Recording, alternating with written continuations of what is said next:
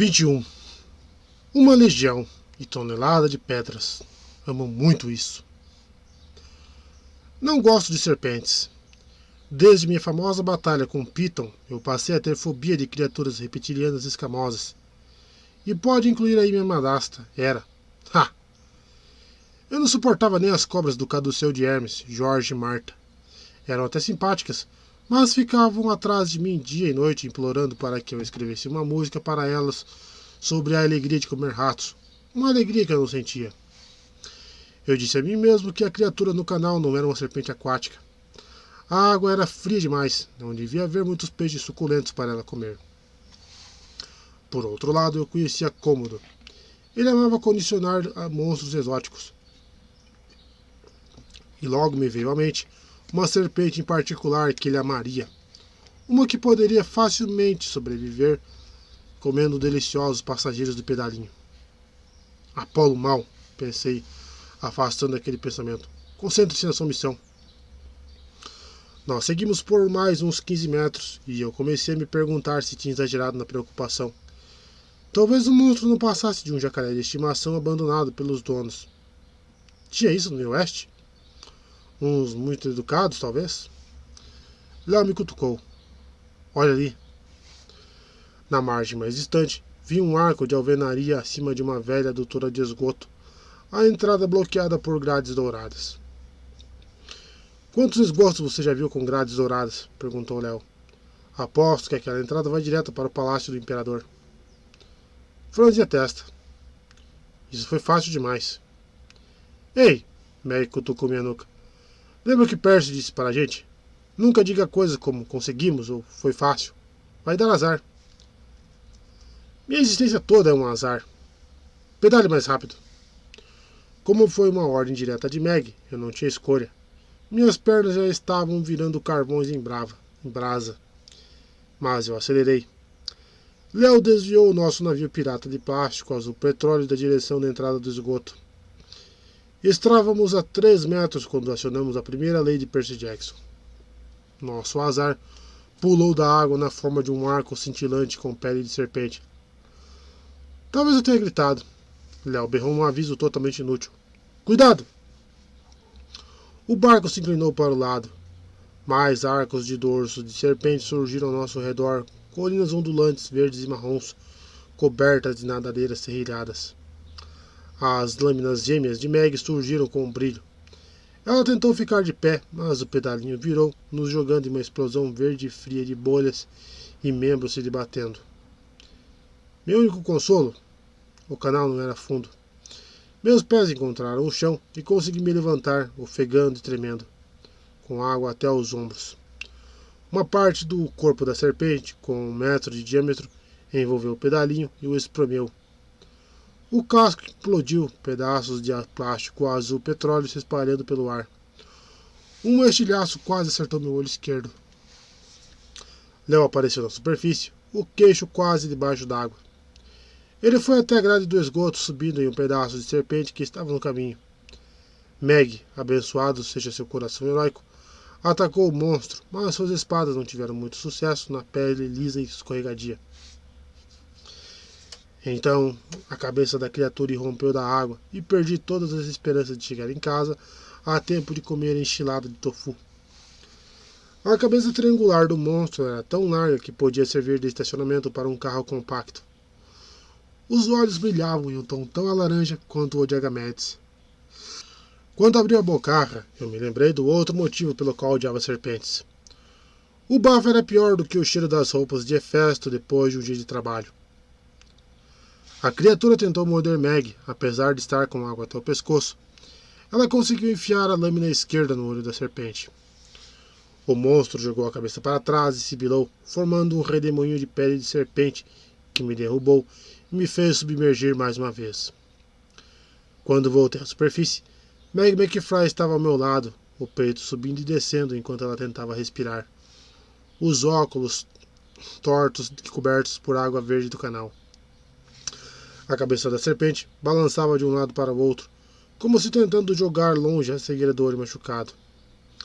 O maxilar bateu no prédio mais próximo, quebrando janelas e enchendo a parede de rachaduras. Uma faixa no alto dizia: quase pronto. Eu esperava que isso indicasse que o prédio estava vazio. Léo alcançou a grade. Passou os dedos pelas barras douradas, talvez procurando botões, interruptores ou armadilhas. Meg e eu estávamos agora a 10 metros dele, uma distância enorme quando havia uma serpente no caminho. Anda logo! Gritei para ele. Nossa, valeu! Respondeu ele. Eu nem tinha pensado nisso.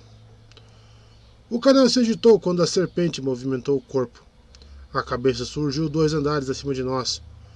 O olho direito tinha ficado escuro, mas a íris brilhante da esquerda e a boca horrenda me lembraram aquelas abóboras que os mortais enfeitam no Halloween. Que tradição boba! Eu sempre preferi correr por aí com minha fantasia de pele de cabra na februária. Era bem mais digno. Meg espetou a barriga da criatura. A lâmina dourada só produziu fagulhas. O que é essa coisa? Perguntou ela.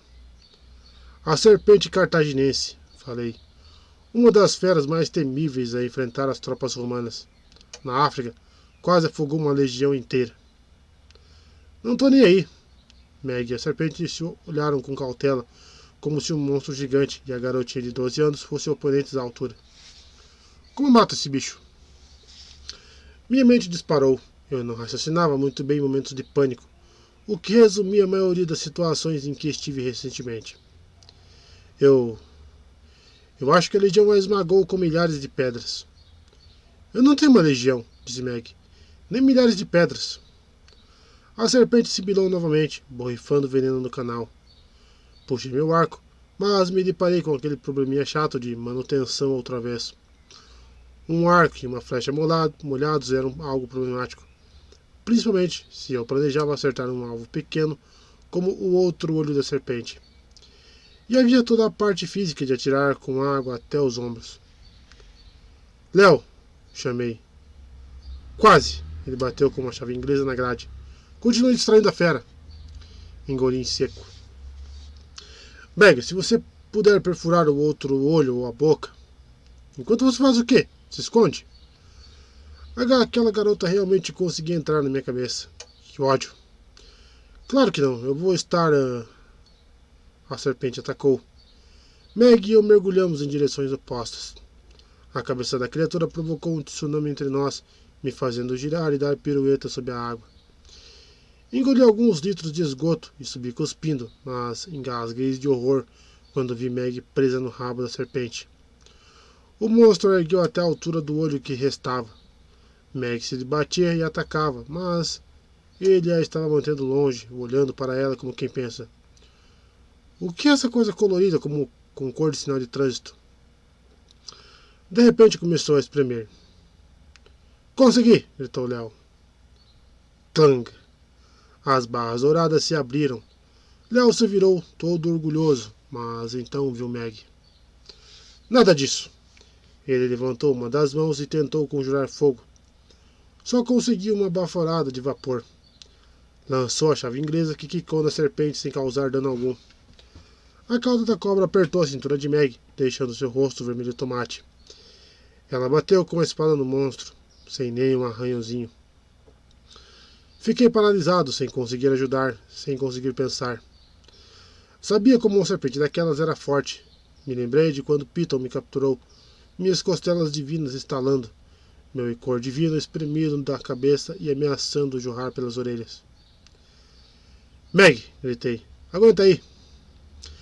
Ela olhou para mim de cara feia, os olhos saltados, a língua inchada, como se pensando: e eu tenho escolha? A serpente me ignorou, sem dúvida interessada demais em despedaçar Meg como havia feito com o pedalinho.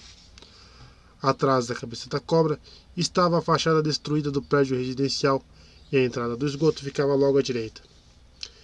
Eu sabia que a legião romana que lutara com aquela coisa jogara uma chuva de pedras nela. Se ao menos aquela parede de tijolos fosse da estação intermediária, eu poderia mandar... A ideia me agarrou como se fosse uma serpente. Léo! Gritei. Entre no túnel! Mas... vá! Alguma coisa começou a inflar no meu peito. Eu esperava que fosse poder e não o meu café da manhã. Enchi os pulmões e gritei no barítono que costumava reservar para óperas italianas. Vá embora, cobra! Eu sou o Apolo!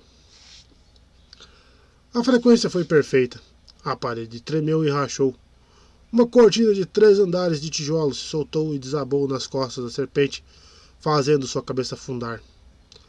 A cauda afrouxou e Meg mergulhou no canal. Ignorando a chuva de tijolos, eu me adiantei, de forma muito corajosa, acho eu, e puxei Meg para a superfície. Anda, pessoal! Gritou Léo. Agora está fechando de novo. Arrastei Meg para o esgoto, porque é para isso que os amigos servem, enquanto Léo tentava segurar a grade aberta com uma chave de roda. Que os deuses abençoem esses corpos magrelos mortais. Nós passamos bem na hora em que a grade fechou. Lá fora, a serpente surgiu novamente depois do batismo de tijolos. Sibilou e bateu a cabeça meio cega na grade, mas achamos melhor não ficar ali para bater papo. Seguimos em frente, na escuridão das águas do Imperador.